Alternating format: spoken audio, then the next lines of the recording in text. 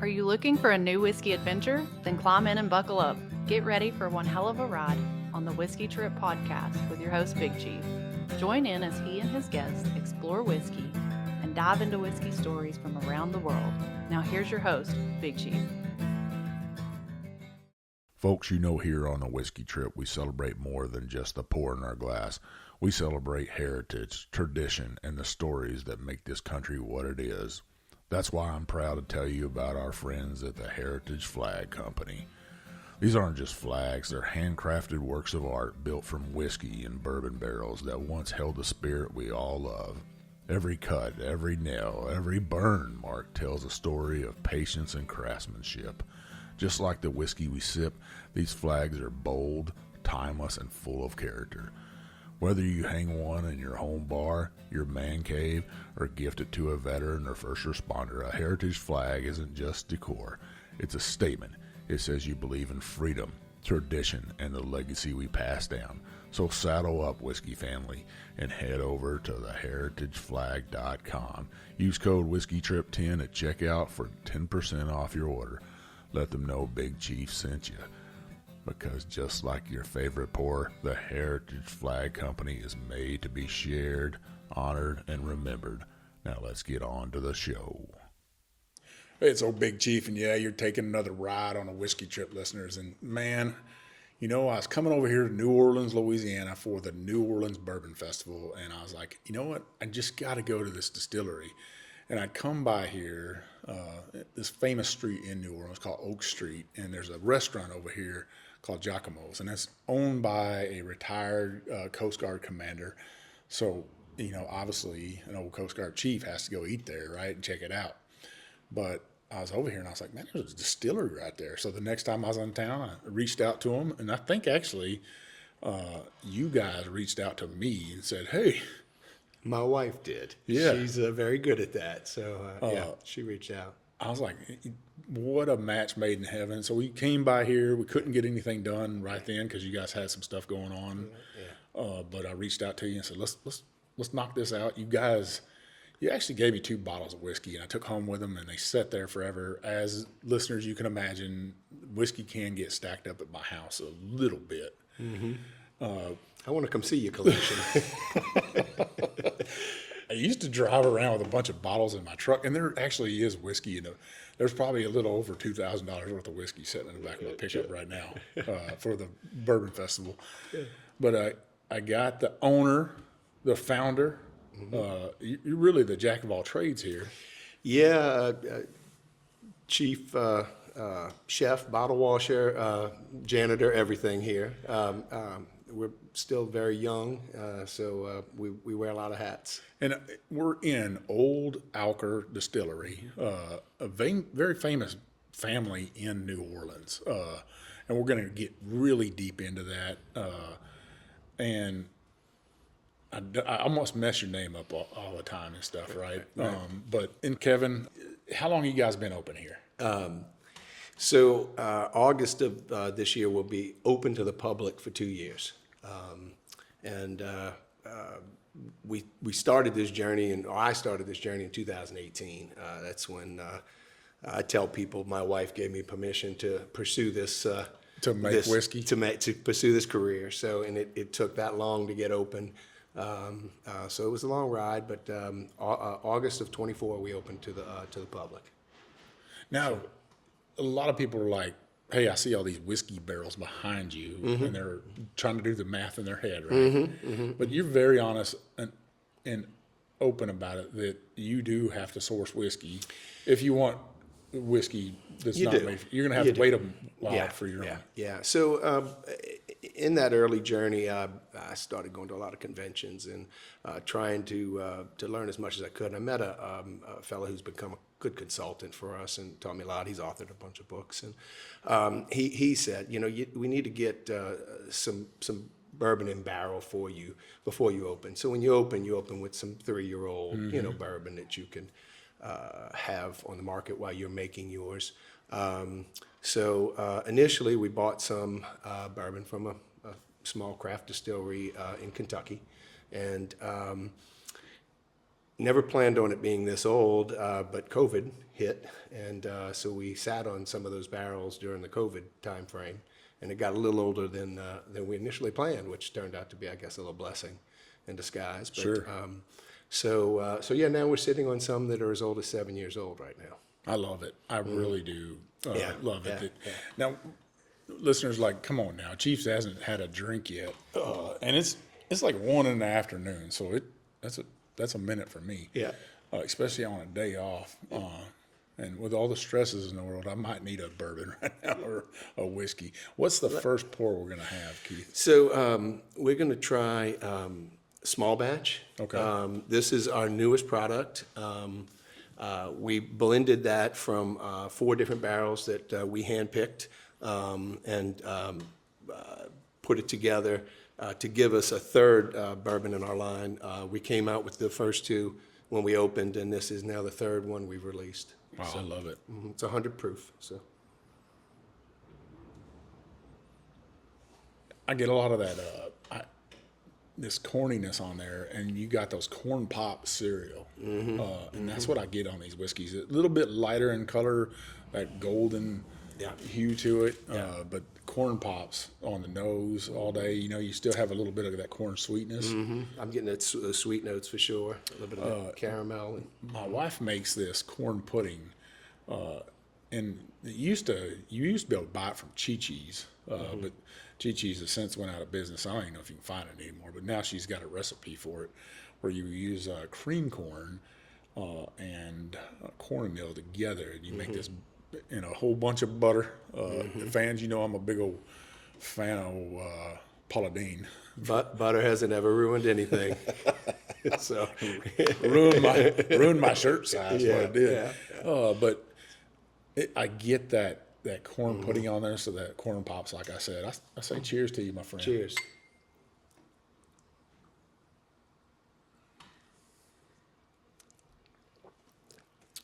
And I would say that the nose matches the palate and stuff.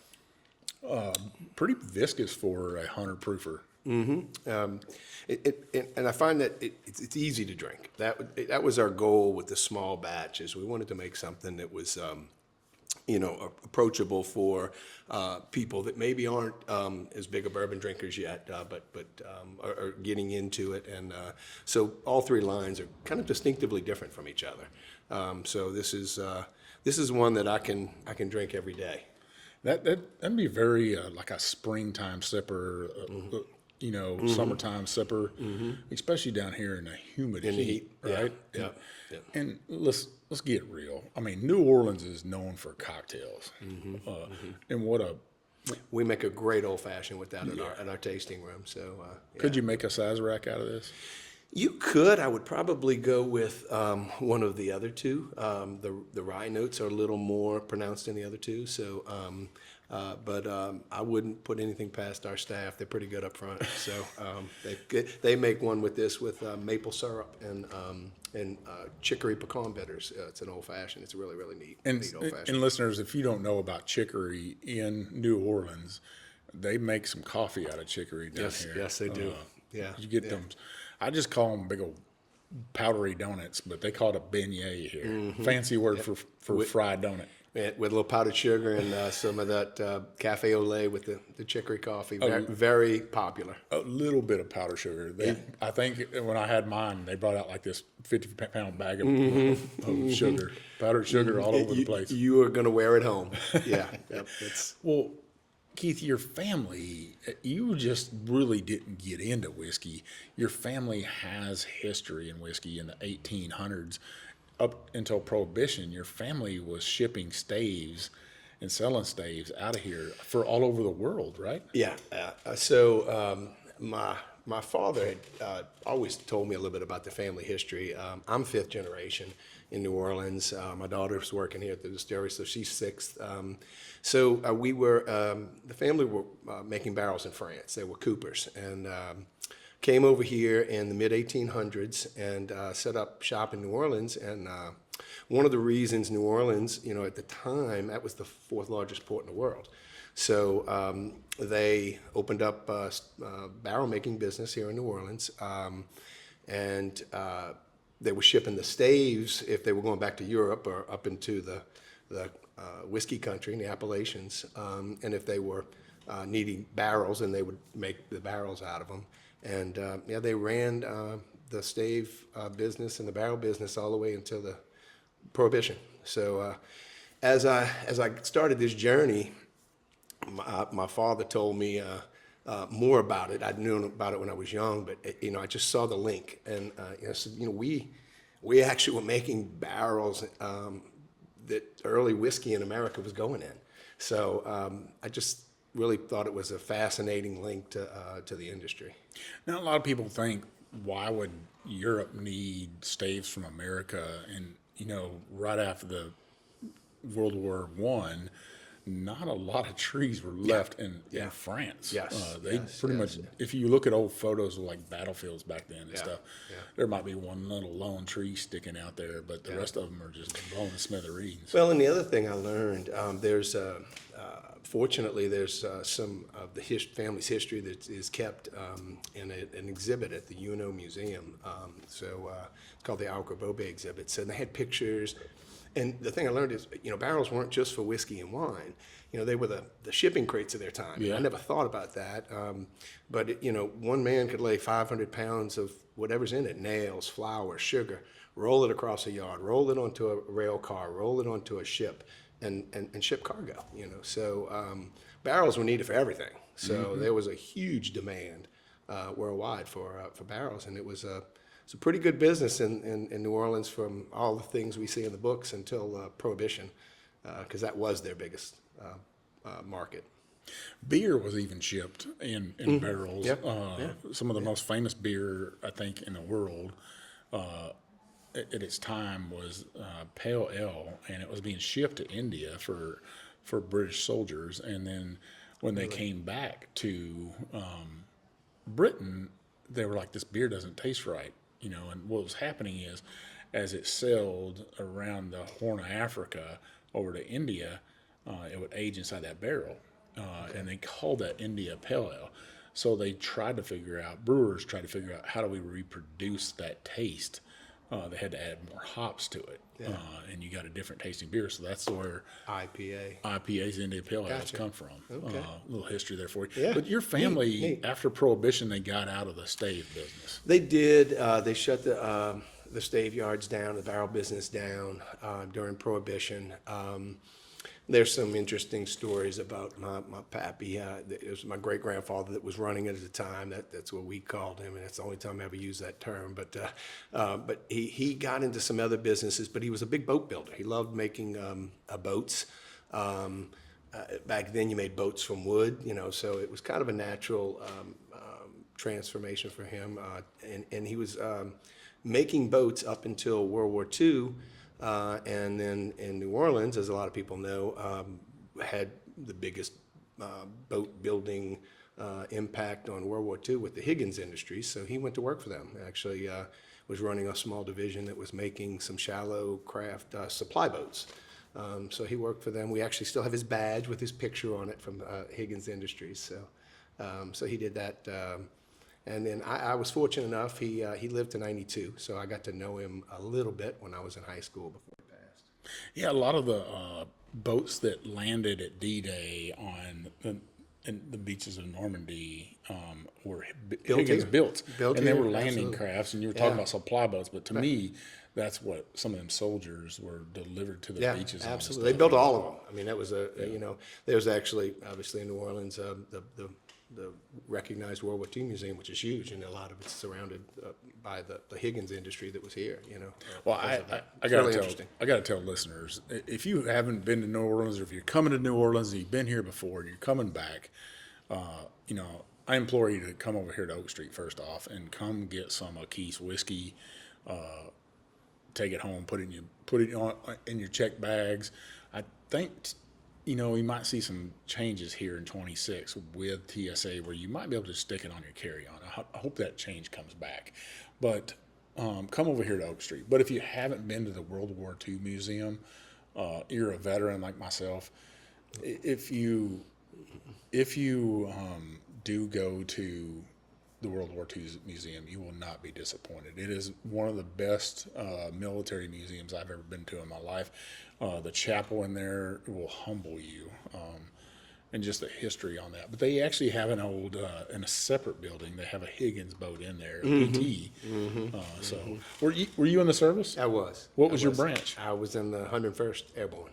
No shit. Well, Yep. man, In the I 80s. gotta say thank you for your service. You as well. Then, when I came over here today, one of the first things I handed Keith was a challenge coin, and that means even more to me now that I know a veteran has one of my coins. That's so important to me, to give back more than you take and stuff. And I'm a very blessed man when it comes to whiskey.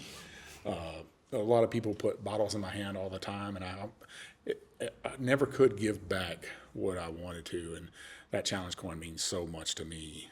And actually, somebody in New Orleans, a friend of mine, helped design that coin, and my buddy at Guardian Coins, Nick Alfonso, shout out to you, brother. One of my sponsors, he's over here in New Orleans, and he helped me come up with the idea on it and stuff, and it relates everything I have to whiskey, to this microphone right here, to being a chief in the Coast Guard, even back to my Army times of being a watercraft operator. And knowing that your grandfather built landing crafts, that matters to me. I'd almost be curious to see, because I had a landing craft at one time as a coxswain. It was LCM 8618. It was the number on that landing craft. Yeah. Well, most of them were built with wood. That was what was interesting. It was this one. This one plywood. This thing wasn't a wood. It was a big old hunk of metal. It wasn't okay. It had some big old Detroit diesels in it. And, Yeah. It had actuators, not regular starter. It had actuators that you could pump them up. Yeah. If the boat's running, it builds up air. But if you run out of air, you got to pump them suckers up, and then you can start your engines off of that. And man, you're taking me down memory lane. Yeah. Right now. Taking me down memory lane. I was in the land service. I didn't ride too many boats, but yeah, interesting. Yeah. Man, I love it. I love it.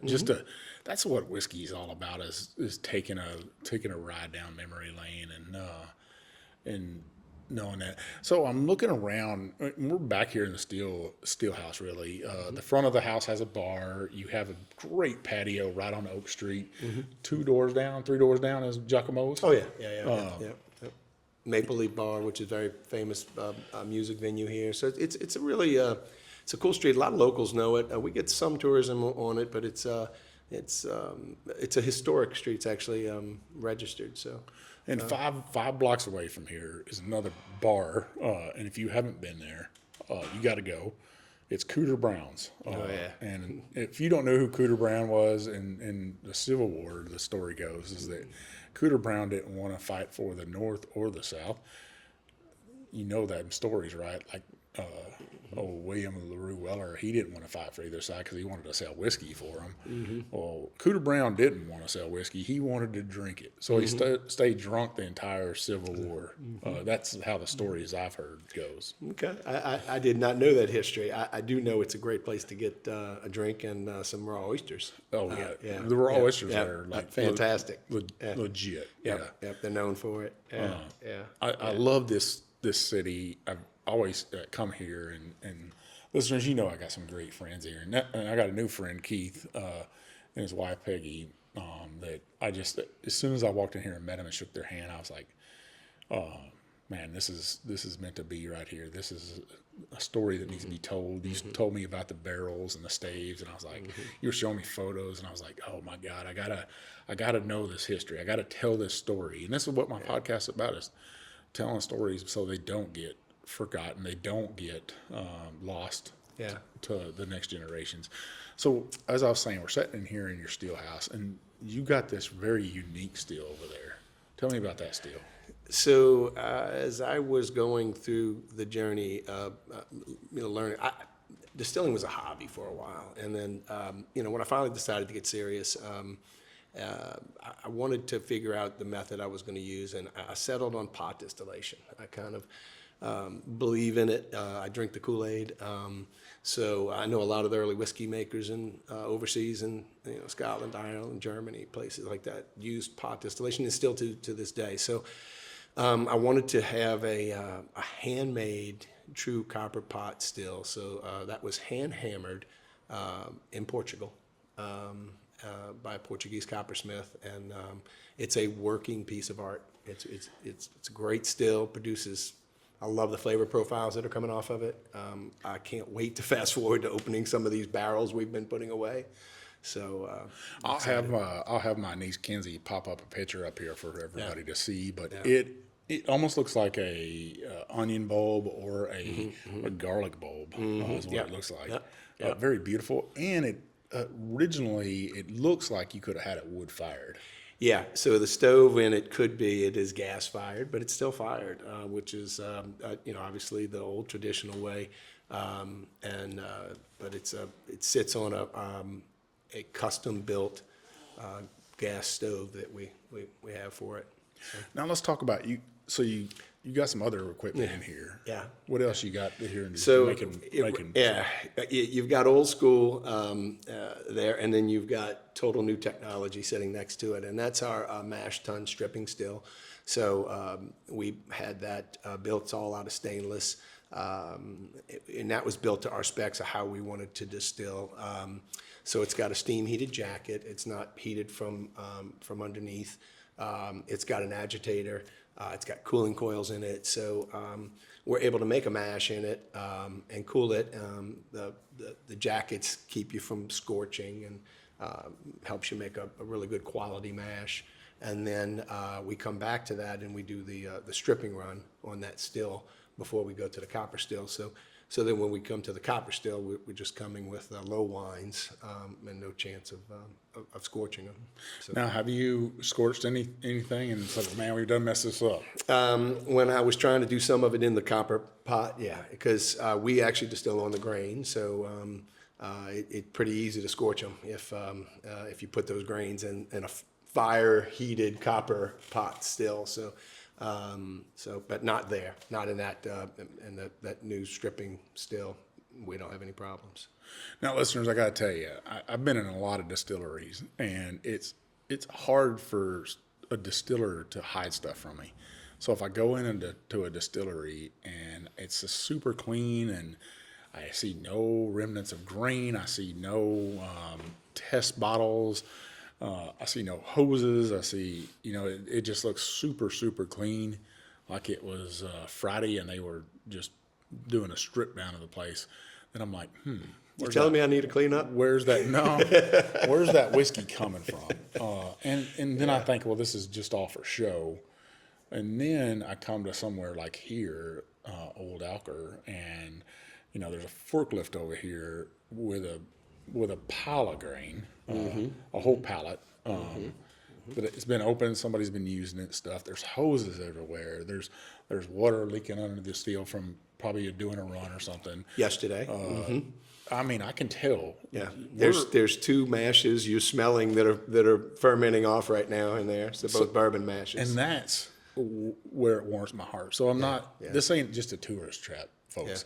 Yeah. Keith is in here working his ass off and making sure that whiskey's getting made. That you make other stuff too. You make rum and gin and vodka. We do, especially for the front of the house. But it's all craft, small batch. So we take a lot of pride in everything we make. But we make a vodka out of corn. We have a gin that is a actual blend of 3 different gin recipes that we then blend together. It's a neat product. We have 2 rums. We have one on the market right now, one we're about to launch. So we have one that's kind of a Kasasha style rum, and the one we're about to launch is strictly blackstrap molasses, more of a Caribbean style. It's got some real interesting tropical notes going on with it. And then we also actually have a number of liqueurs. So I know my wife's out there. Yeah. And then one of the first things you did was you like, I got something for you, and she's out there drinking a banana daiquiri. Yeah, and that was made with the new rum, which adds some really, really cool tropical notes to it. So, and we left the machine running with her, so she's got it all to herself. She's going to be in trouble. She had 3.5 hours to take a nap on the way over here today. As I dove into Fred Minnick's new book on audiobook on the way over here, and hopefully we'll see Fred on the show pretty soon. But I was diving into his book, and I got to say this: I'm a veteran, and it matters to me to support other veterans. But there's a lot of things I didn't know about Fred, and listening to his book it is very powerful, especially the first chapter or the prologue. If you haven't bought his book, buy his book or buy it on audiobook and listen to it. If you're a veteran and you drink whiskey, this is almost a must for you. And you will respect him so much more just by listening to that and what the man's been through for our nation. So, not to dive too deep into that, but I can't say enough that now that I didn't know you were a veteran, and I'm like, man, that just makes this that much more special to me. That I'm in a place and helping another veteran out. And it's sure helping me out with my show. Yeah. So before we go to the half, we got 3 whiskeys we're gonna try today. What's the next whiskey? So the second whiskey is a single barrel version of our white label. So in the old Alker line, we have a white label and a black label. So the first one was a white label. The white labels are tempered down to 100 proof. So this is a single barrel that we picked, tempered to 100 proof. And then the first one was the blend. All right. So, Let's try this, baby. Not much different nose on this one. More fruit into this right here. That summer fruit of like, when I say summer fruit, I think it's something off a vine, like maybe some grapes or some strawberries. almost a touch of citrus. Yeah. Very beautiful. Cheers. Thanks, you too.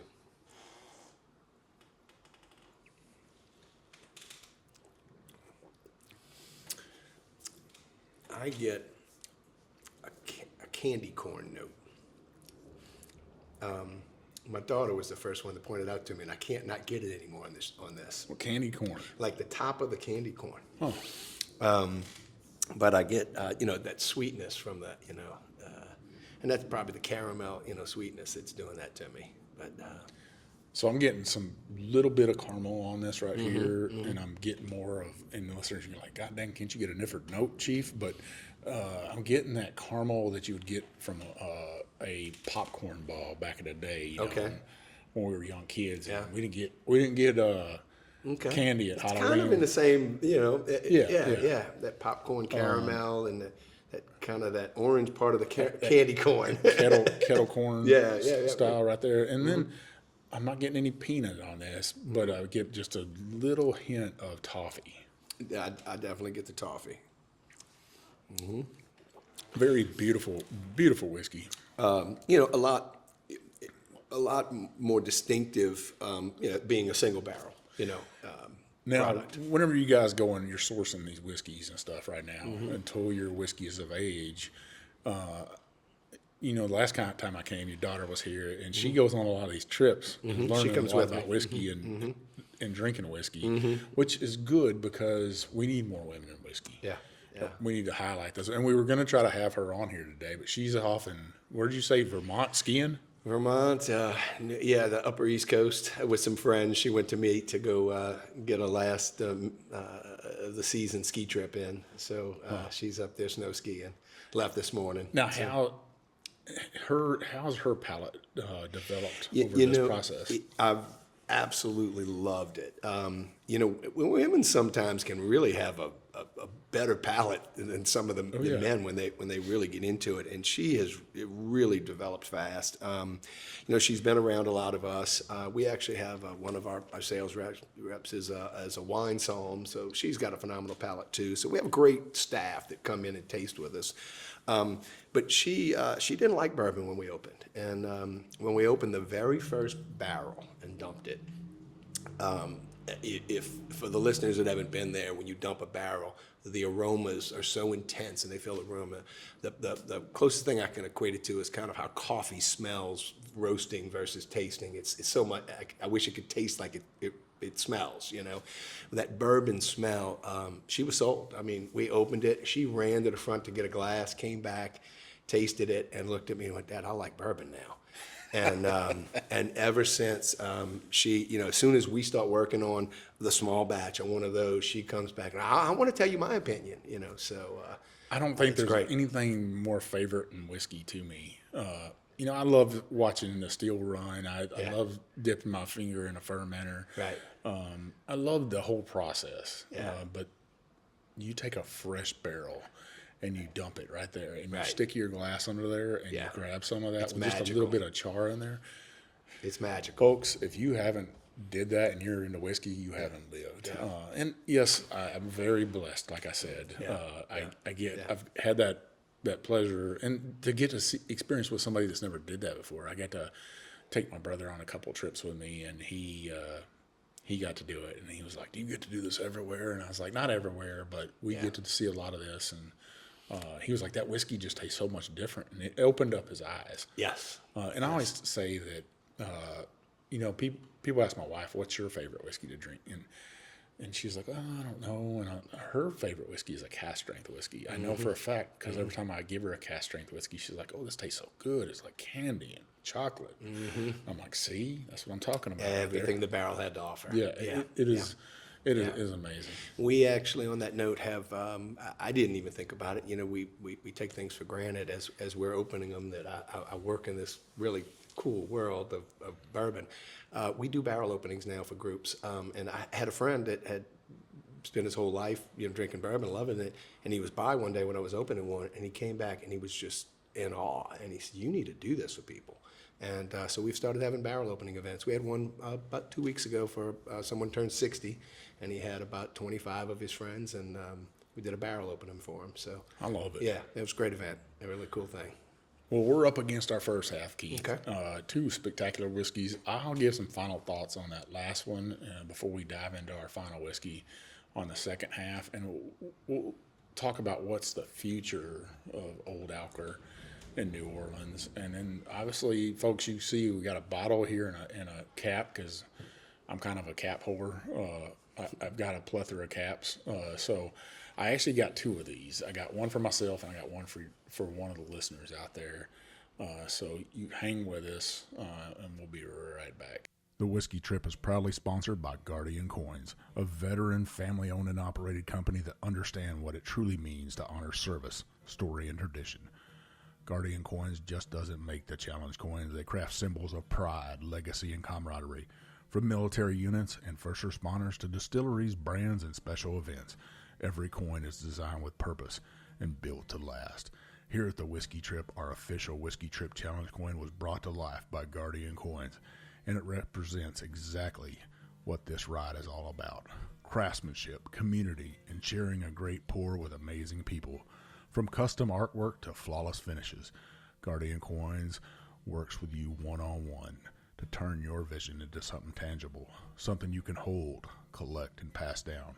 So if you're looking to create a coin that tells your story, whether it's from your unit, your brand, or your next big milestone, trust the folks who know how much that story matters. Visit Guardian Coins on Facebook and tell them Big Chief from the Whiskey Trip sent you. Now pour something good, and let's get back to the ride. All right, listeners, we're back with the second half here at Old Alker Distillery in New Orleans, Louisiana. I got Kevin, their owner, with me. Now, Kevin, you got another whiskey for me. I do. So this is our Cask Strength. So this is the third in our line. This is the black label. Anytime you see that, that's going to be Cask Strength, unfiltered, uncut. We're pretty selective about what barrels we'll do that with, but when we find one that we really like, we'll do it. This one actually is 114 proof. So it went in at 125, came out at 114. 7 years old? 7 years old. Nice, nice, beautiful nose on this. Now, this is a different batch than The one I sent. the one you. I sent you. Yeah. Yes. Yep. So totally different. And they all are. They have their own character. Yeah, that's some magic right there. Not everybody's always like, whoa. And I have people that aren't whiskey drinkers. Or they drink Crown Royal. They drink a Jim Beam or something like that every once in a while. And they'll be like, "What kind of whiskey do you drink?" And I was like, "Well, I just drank this last night." Like the other night, people, I did a video, a giveaway video, and I brought you guys up, and that's what I was having that night was that That Cask Strength. That Cask Strength, and I was wearing a different hat. I think I was wearing a bent hat or something.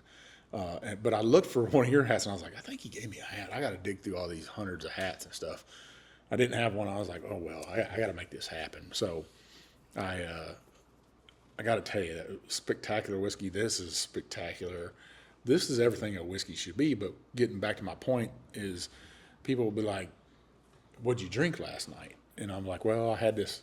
There's a distillery in New Orleans, Louisiana. It's called Old Alker, and I kind of tell them the story, and they're like, "Was it good?" And I was like, "Well, it's 100 and I don't 22 proof was the other one. Yeah, and they're like, "What? That just burns." And I was like, "It doesn't.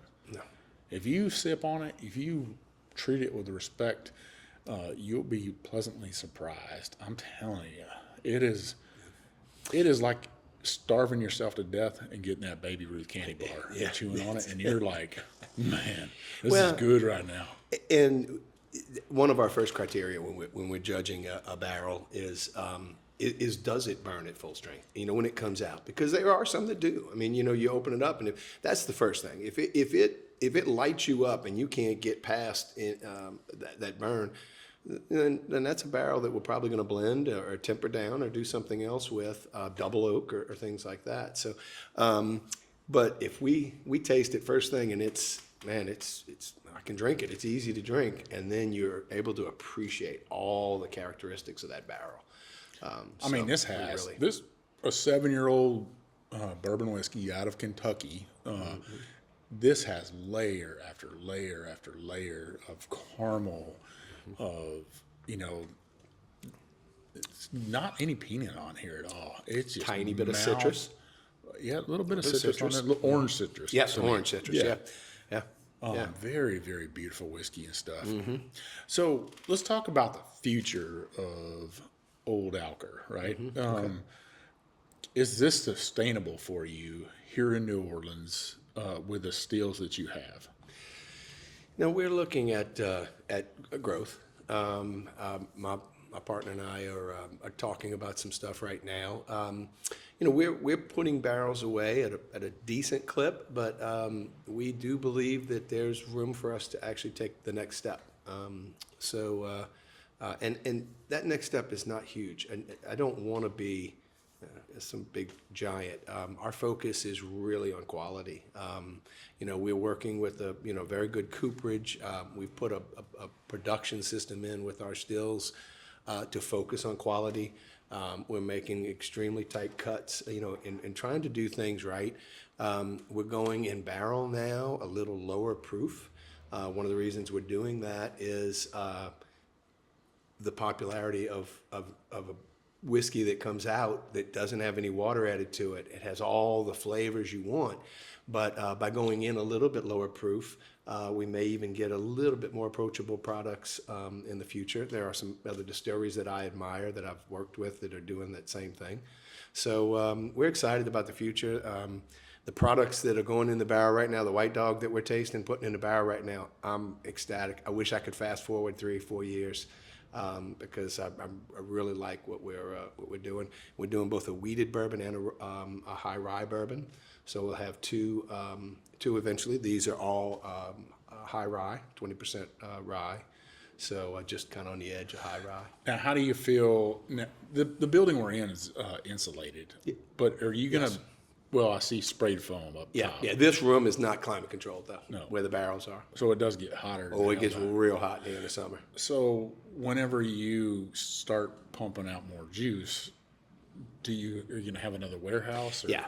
So we actually have 120 barrels still at a separate ricked house right now. So more barrels than we have here. We're about 175 right now. So we're still very small, still growing. But yeah, the plan is to have another ricked house in Louisiana. We want it here. We ultimately we want to produce, age, and take the full circle here in Louisiana. And we're hoping Louisiana can. There are a few other distillers down here that are doing some interesting stuff, and I'm excited about it. We're hoping we can develop a little bit of a niche bourbon whiskey market down here. And listeners, you've heard me talk about the Gulf Coast and what magic can happen. I know there's a lot of naysayers that are in the Midwest and Kentucky, Indiana, Tennessee, but there's something about this Gulf air down here. And I always say that if you can make good barrel-aged rum, you can make good barrel-aged whiskey down totally here agree. on the Gulf Coast. Totally agree. We do have, one issue. I think based on what we're seeing already and what we've put in barrel, we do get a quicker aging profile. You're also going to get a little bit quicker aging profile going in a little bit lower proof. But the negative is we lose a little bit more. We're losing about 10% first year. So although we may age, our 5-year-old, 6-year-olds may really be outstanding bourbons, we're certainly losing more because of the heat and the extreme temperature changes, that we get down here. Yeah, you talk about that the temperature change, but also the humidity here is it's not a killer. You just have to know how to work with it. Yeah. And I was going to ask you this. You were talking about going in a lower proof. You get something with that. Yeah. But if you down here, if you went in with a higher proof, would you be better for you? Well, I mean, we're not going in super low. We're going in around 115 instead of 125. We do lose a little proof because of the humidity. We're losing a little bit more alcohol than water. The barrels are saturated with water down here, as opposed to some other, southern climates down that they're possibly losing more water. But I really think the idea of, and we see what we're losing. We have barrels that have spent 5 years here already, and they've lost 3 proof to 7, proof. And how many barrels or bottles are you getting out of barrels for something like that right there? So that 7-year-old at full cask strength, this spent most of its life here in Louisiana. That we're probably getting about 180. 190, somewhere in that range. So where in Kentucky, you might get 225 to Correct. 250. Correct. Cask strength. Yeah.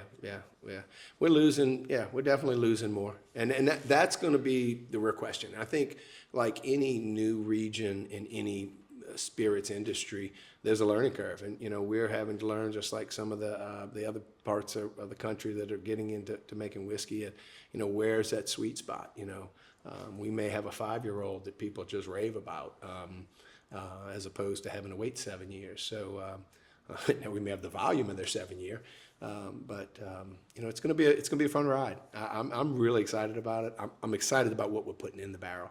I can't wait to taste what finally comes out after.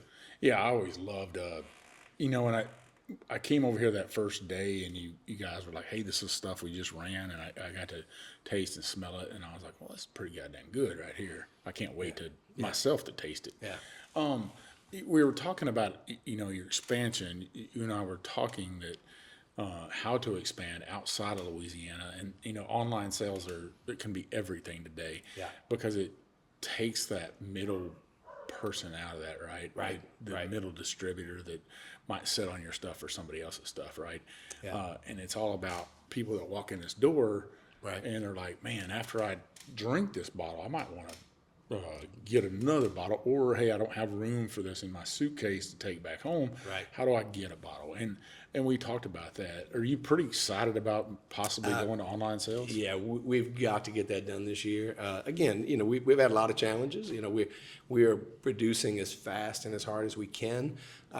We're growing in our distribution. So the next step for us really is being able to ship to consumers, especially ones that have discovered us on their trips to New Orleans, their vacations in New Orleans, and we get that all the time. So, looking behind us here, you can see, listeners and viewers, that you got 2 different styles here. You got one that's a traditional rick with barrels on it, and then you got palletized. Which way are you going to stick with one? I want them all horizontal. It's a matter of space right now. So in the future plans, I want to lay them down, and that's how I want to age. That's another one. I drink that Kool-Aid, but everybody's got their opinions on it. But ultimately, I'd like to lay them down horizontally, and and age them that way. So I mean, I've seen it did all kinds of different ways. Yeah. I just saw something new the other day, and I'll have to look back at it. But the barrels don't touch it. They sit in like this cradle inside a rick, and I was like, I can't even imagine how. But it's a metal system. okay, okay, and the forks can grab the yeah. It is. I've It seen is absolutely amazing, and Yeah. I was like, okay, Now that's a lot of little cradles you have to buy. It is. Yeah. Not those kind of cradles. Okay. This is different. This is a rick like Okay, that. okay. I'll have to find it, and I know which ones you're talking Yeah, about. yeah. The wineries use those. Yeah, a lot, It's almost like a pallet, but it'll hold two on there. And then you stack another one Panel on there. right on top of it. Yeah. Those metal little racks are expensive. Oh yeah. This is building the wooden.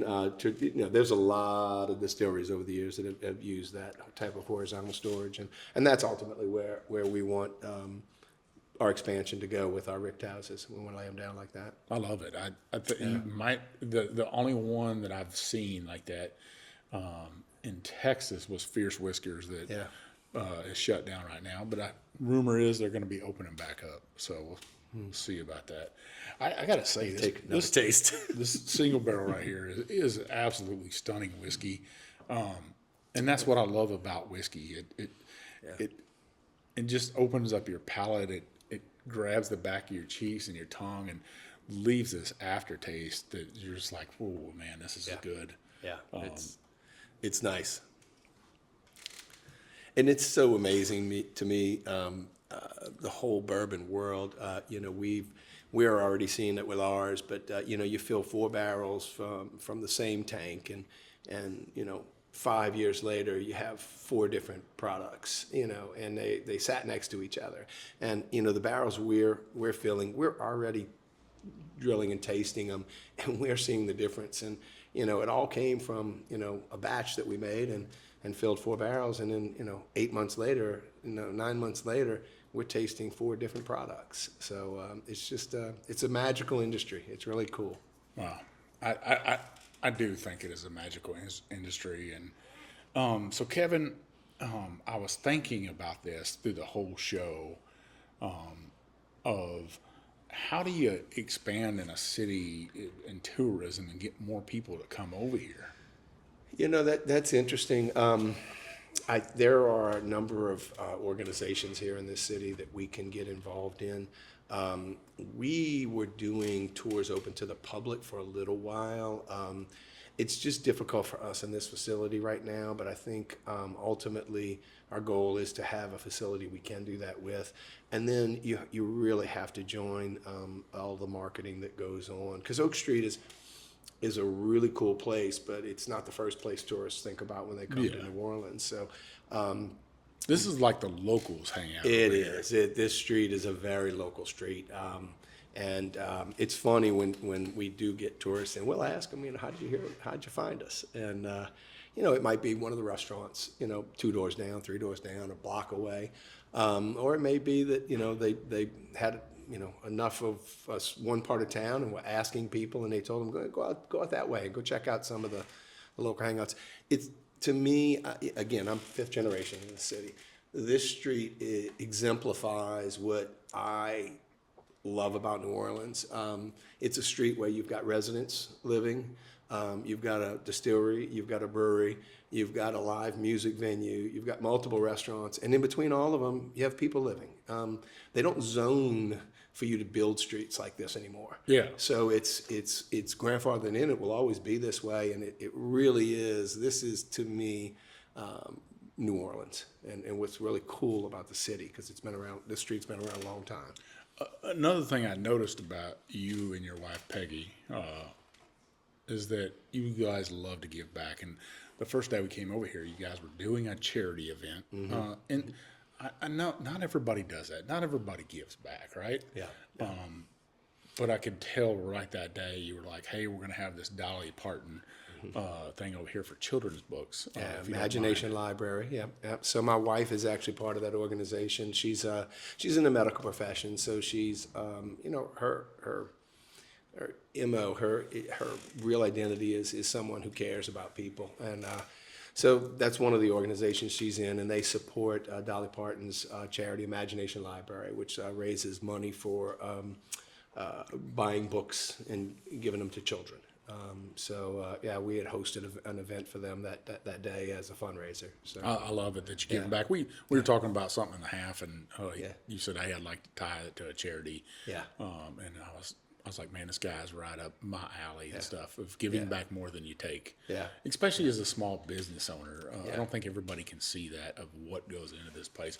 We were talking about how easy it is to say, I open up a distillery and I'll get a beautiful still, and but you got to buy the grain, you got to buy the barrels, you got to pay the water bill, you got to pay the light bill, you got to pay the employees. Or otherwise Peggy's going to be doing the medical stuff as a nurse, and that's another thing that we have in common because Viv's a nurse. So I love it. Married to caregivers. Pay. Yep. I don't know about you, but my wife is the worst nurse when it comes to me. Oh, absolutely. I should be a lot tougher in every sickness I get. I'm gonna get called names if I don't tough it out. But I think that's natural for wives with their husbands. But. I just think it's just for nurses. Yeah. Well, you may be right. Yeah. So let's take a little trip down memory lane for you. Okay. Because you said you were in the 101st Airborne. Yeah. And there's this old cadence song that even us waterborne soldiers, when I was in the Army, is 101, patch on your shoulder, pick up your weapon and follow me. We are the airborne infantry, right? No, hop in your chopper and follow me. Air assault infantry. Yep. So, when you're in the Army, when did you first drink whiskey? The day I got out of boot camp. And do you remember what kind of whiskey? Because we didn't drink it in boot camp, even though. Yeah.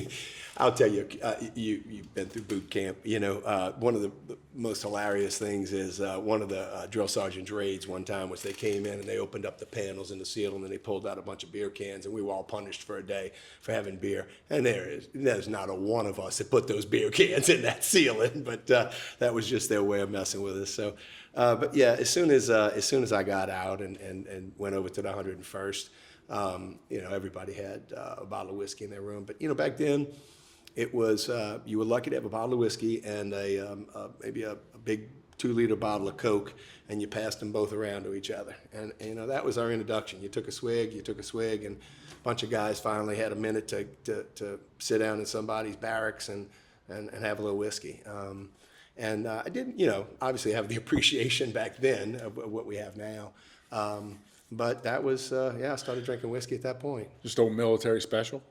What is that? So the Class 6, there's a whiskey, and they have rum and they have vodka and they have gin, but military special was the off-brand. It was off-brands. I didn't want to say any brands, but it was definitely off-brand because it was the cheapest bottle whoever went out and got it could get. Yeah. Now, I not fell in love with, but we couldn't get military special when we were deployed sometimes, but I went to Korea 2 times with the Army, and I got into a little tin high over there, which is it is the bottom shelf, the bottom shelf of the bottom shelf, maybe under the kick plate there. And I'm sure you remember maybe having to do that 4-mile run the next morning. And you could smell every bit of the whiskey in the group as you were running. Well, we usually would pull in the gate at 5 o'clock in the morning. And the MPs knew what you had been doing and stuff. Yeah. And hopefully one of the group was sober enough to drive you. But you'd get in the base, you would go upstairs, shower, think you're going to smell better, get in your PT gear, go downstairs, form up for PT, because back then we all worked out together. A whole my first company had 200 soldiers in it, 4 different platoons, and you'd go to do PT, and then you'd run. Our run was 7 miles around a lake, and the first sergeant we had at the time just loved to run. we get finished with that first lap around the lake, and then he'd be like, "Let's go for another run." And I was like, "Oh my God!" I know people can't imagine that old Big Chief could run 14 straight miles, but I was a lot skinny. Good at the time. Yep. I was a little skinny. The good news is all the booze was gone at the end of that run. Well, it either sweated out or came out other ways. Exactly. Yeah. Yep. I thought I'd take you down memory lane. Yeah, that was fun. That was fun. You know, you got to remember those days of the hard times so you can enjoy the good times, I think. Yeah, you do. And you know, I step back very often and look at where I am, even in this phase. You know, we've got plans for future growth and all of that. But I actually, one night we were having a really good night. We had an event going on, and I grabbed my daughter and I walked outside. And she said, "What are we doing?" I said, "Just come with me." And we walked outside and we stood out front and we looked back. And I said, this is what we've built. And she started crying. I didn't mean for it to make her cry, but yeah, you gotta sometimes stop and, you know, smell the azaleas, they say sometimes down here instead of roses. But yeah, you gotta stop and appreciate, you know, where you are.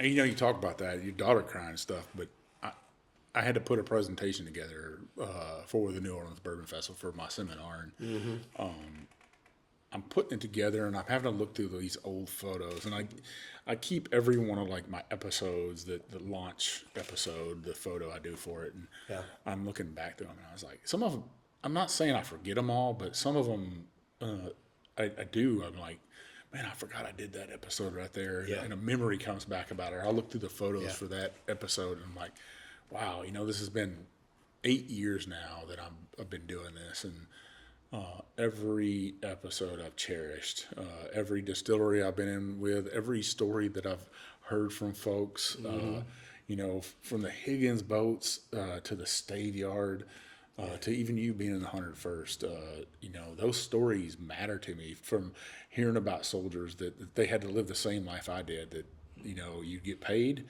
And a lot of people are surprised even that day, because I work with a bunch of active duty folks, and you know, I tell them the story about how I got paid. We would line up in front of a pay window, and you would scream your social security number out once you got to the pay window for the pay sergeant, and he would pay you out either in traveler's checks or cash.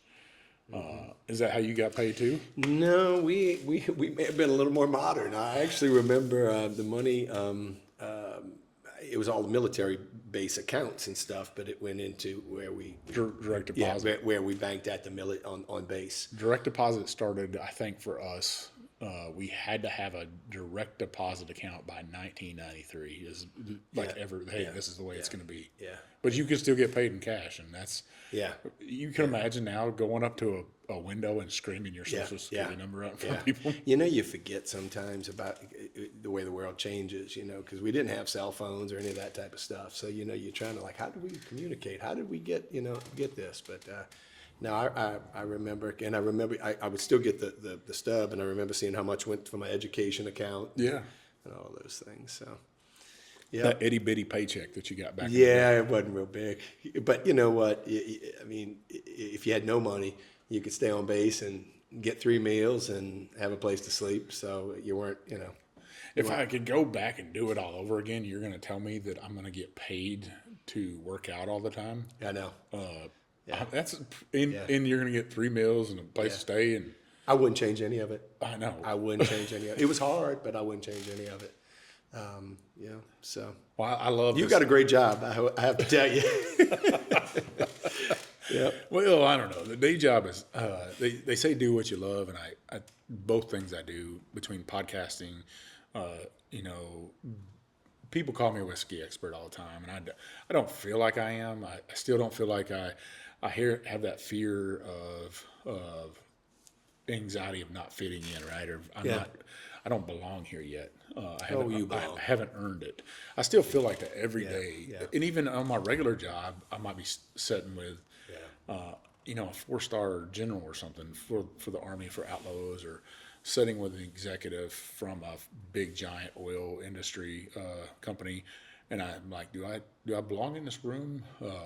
And I got to go home and say, you know, you do belong there, but I'm still just a whiskey nerd, a bourbon bullshitter. I'm just a guy that kind of fell into this because somebody said, "Man, you got a great voice and you know a little bit about whiskey."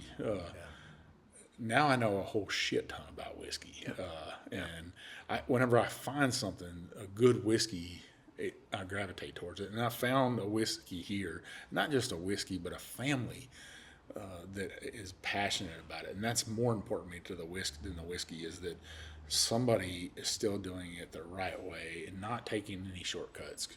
And that's the hard way to do it.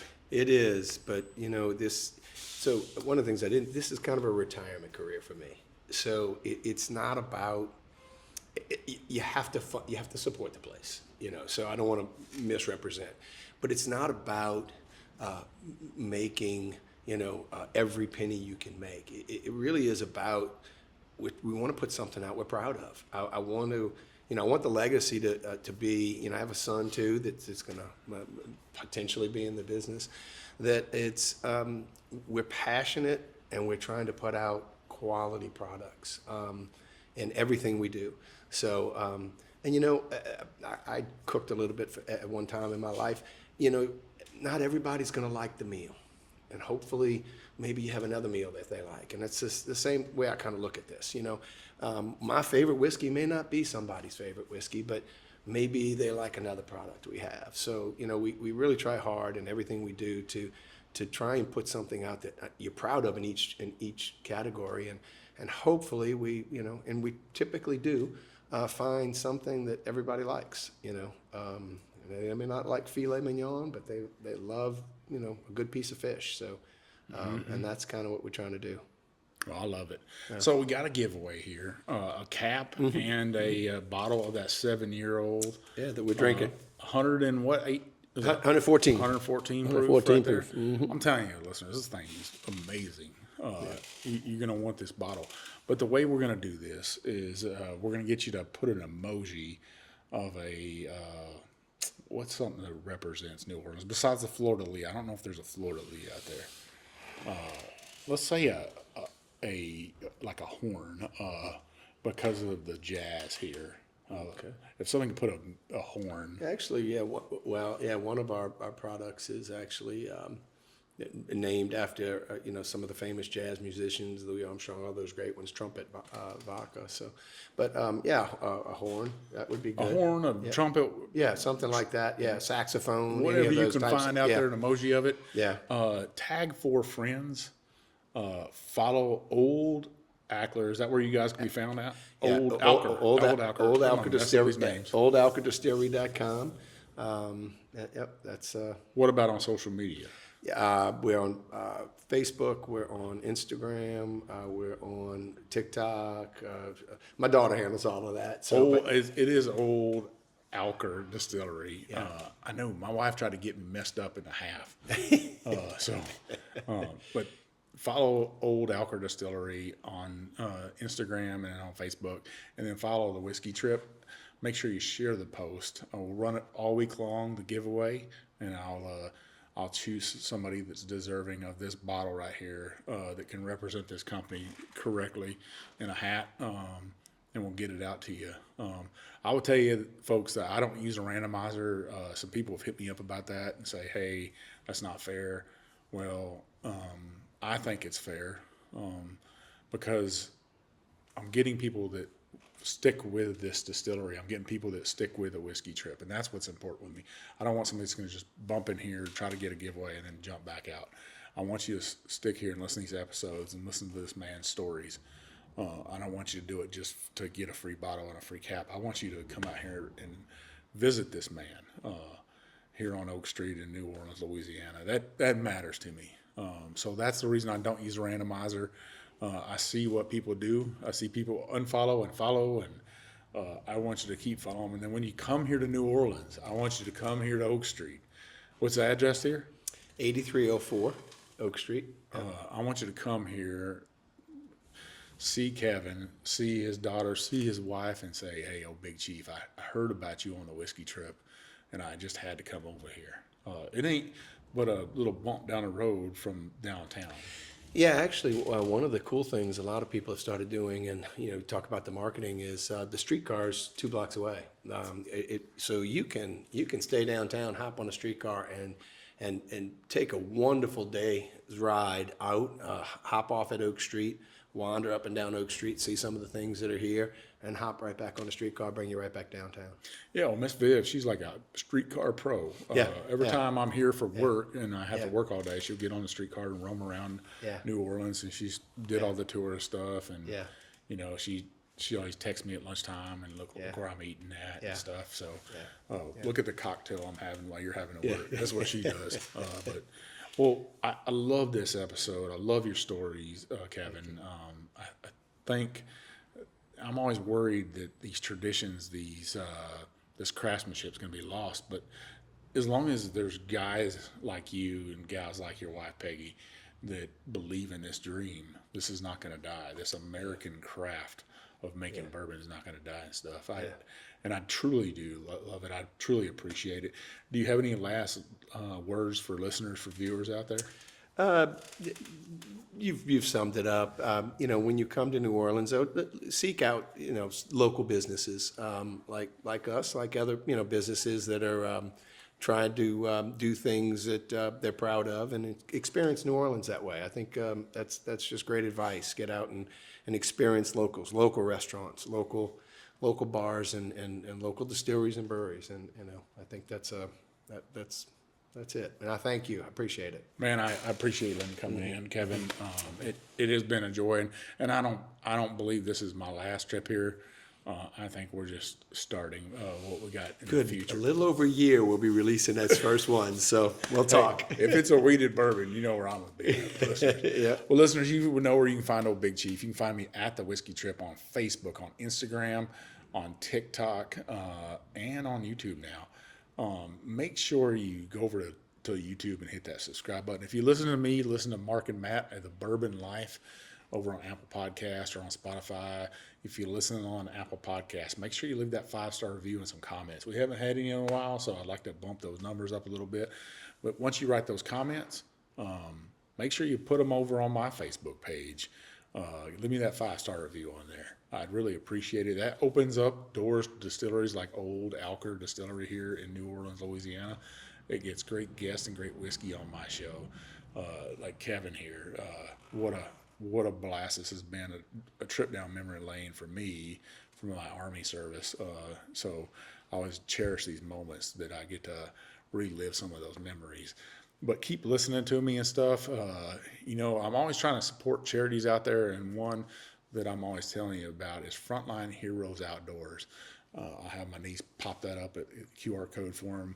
If you want to give to a charity, this charity takes veterans like myself, like Kevin, first responders, back into the outdoors, hunting, fishing, hiking. They go to therapy sessions. They do all kinds of stuff for them. Take them to football and basketball games. Gets veterans together so they can have that camaraderie, release some stress from their everyday jobs or from those thoughts that they had while they were in service, some stuff that they might have had to do. So I'd really appreciate it if you give it to this charity. Keep listening to me. I got some great episodes coming up. Like I said, I'm trying to get Fred Minnick on an episode with Fred, another veteran. I think it'll be a great episode. So keep listening. This is Old Big Chief, and thanks for taking this ride with me, baby.